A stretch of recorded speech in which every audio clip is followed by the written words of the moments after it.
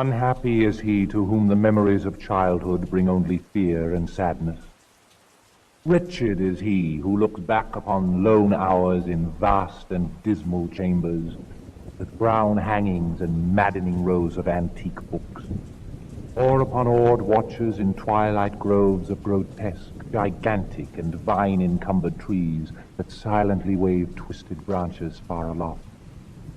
Such a lot the gods gave to me. To me, the dazed, the disappointed, the barren, the broken.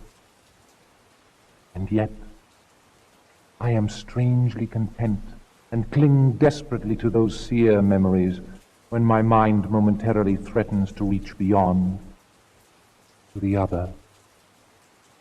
I know not where I was born, save that the castle was infinitely old and infinitely horrible, full of dark passages and having high ceilings where the eye could find only cobwebs and shadows. The stones in the crumbling corridor seemed always hideously damp, and there was an accursed smell everywhere, as of the piled-up corpses of dead generations. It was never light, so that I used sometimes to light candles and gaze steadily at them for relief. Nor was there any sun outdoors, since the terrible trees grew high above the topmost accessible tower. There was one black tower, which reached above the trees into the unknown outer sky, but that was partly ruined and could not be ascended save by a well-nigh impossible climb up the sheer wall, stone by stone. I must have lived years in this place. I cannot measure the time. Beings must have cared for my needs, yet I cannot recall any person except myself, or anything alive but the noiseless rats and bats. Silence. I think whoever nursed me must have been shockingly aged, since my first conception of a living person was that of something mockingly like myself, yet distorted, shriveled, and decayed, like the castle.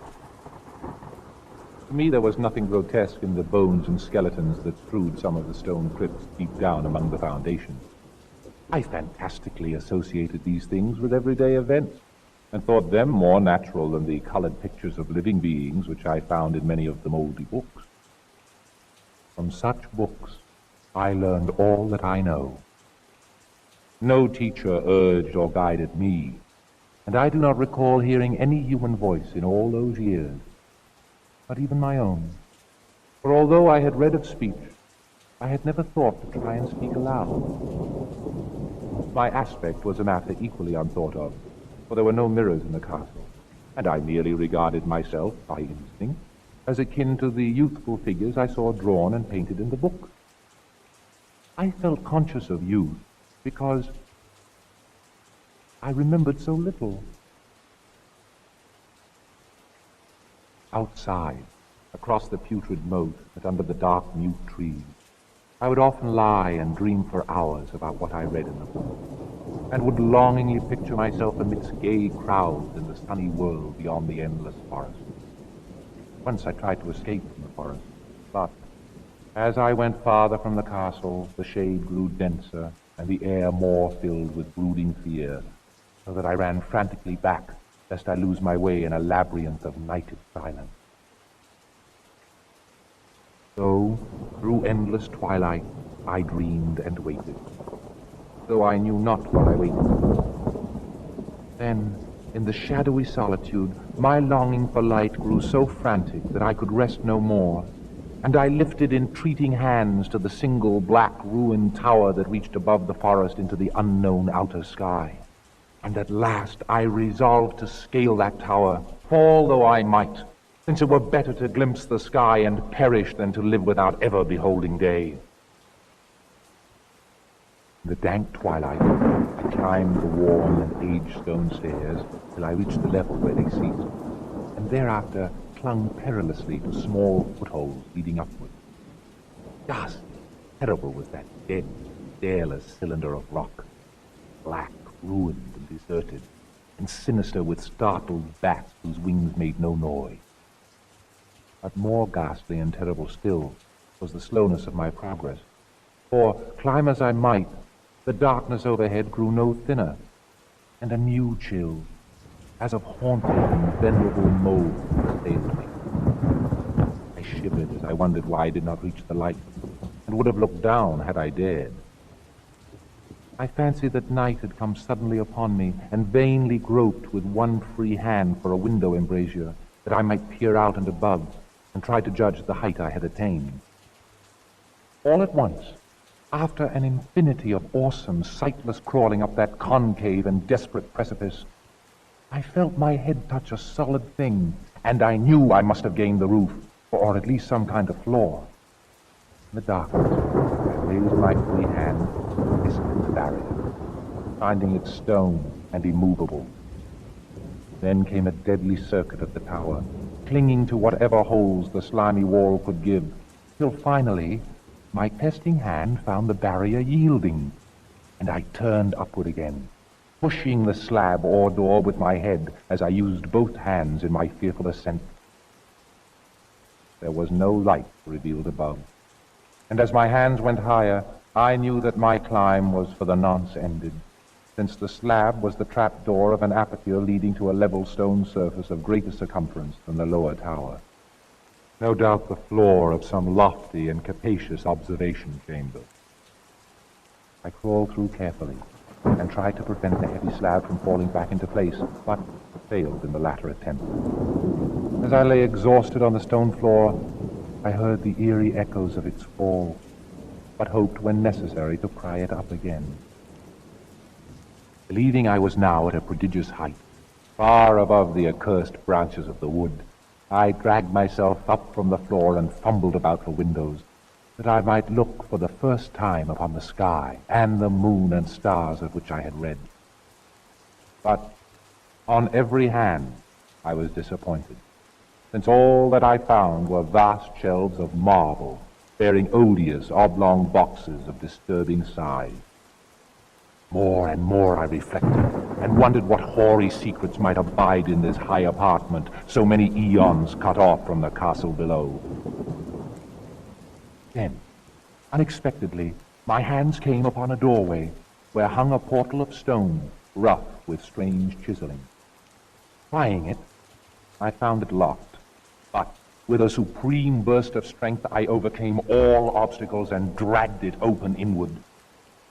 As I did so, there came to me the purest ecstasy I have ever known, for shining tranquilly through an ornate grating of iron and down a short stone passageway of steps that ascended from the newly found doorway was the radiant full moon, which I had never before seen, save in dreams and in vague visions I dared not call memories.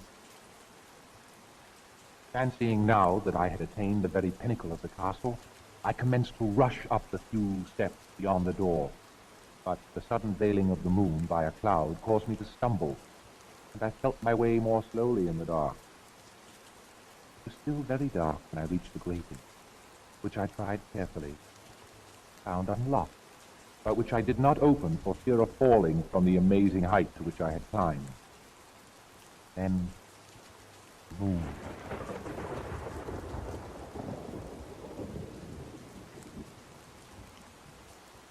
Most demoniacal of all shocks is that of the abysmally unexpected and grotesque unbelievable.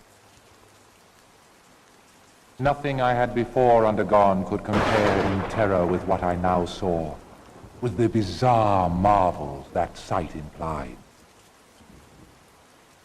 The sight itself was as simple as it was stupefying, for it was merely this.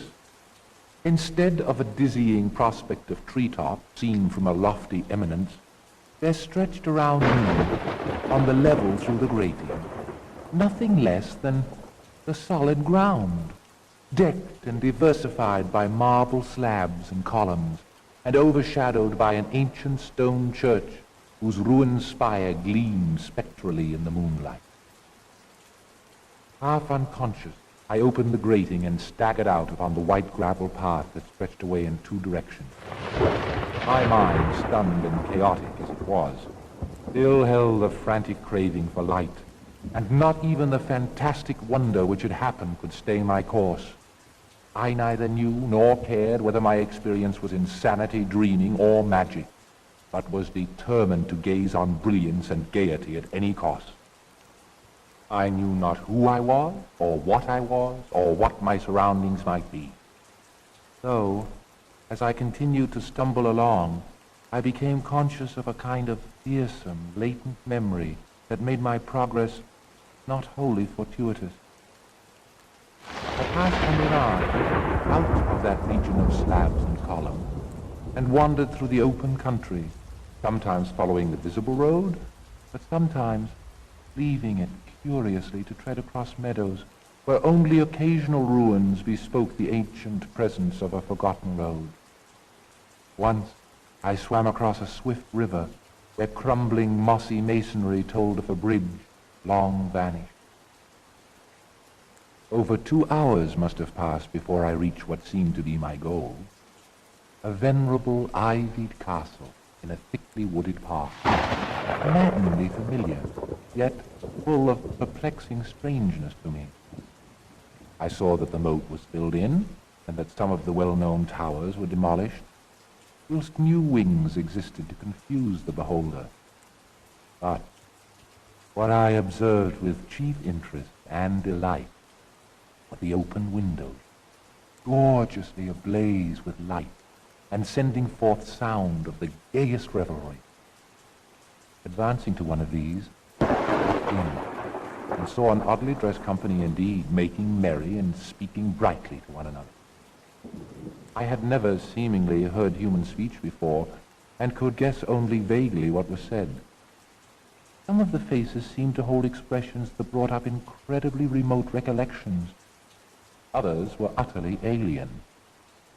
I now stepped through the low window into the brilliantly lighted room, stepping as I did so from my single bright moment of hope to my blackest convulsion of despair and realization. The nightmare was quick to come, for as I entered there occurred immediately one of the most terrifying demonstrations I had ever conceived. Scarcely had I crossed the sill when there descended upon the whole company a sudden and unheralded fear of hideous intensity, distorting every face and evoking the most horrible screams from nearly every throat. Light was universal, and in the clamor and panic, several fell in a swoon and were dragged away by their madly fleeing companions. Many covered their eyes with their hands and plunged blindly and awkwardly in their race to escape, overturning furniture and stumbling against the walls before they managed to reach one of the many doors. The cries were shocking, and as I stood in the brilliant apartment, alone and dazed, listening to their vanishing echoes, I trembled at the thought of what might be lurking near me, unseen. At a casual inspection, the room seemed deserted, but when I moved toward one of the alcoves, I thought I detected a presence there, hint of motion beyond the golden arched doorway leading to another and somewhat similar room. As I approached the arch, I began to perceive the presence more clearly, and then, with the first and last sound I ever uttered, ghastly ululation that revolted me almost as poignantly as its noxious cause, I beheld in full, frightful vividness the inconceivable, indescribable, mentionable monstrosity had by its simple appearance changed a merry company to a herd of delirious fugitives. I cannot even hint what it was like, for it was a compound of all that is unclean, uncanny, unwelcome, abnormal, and detestable.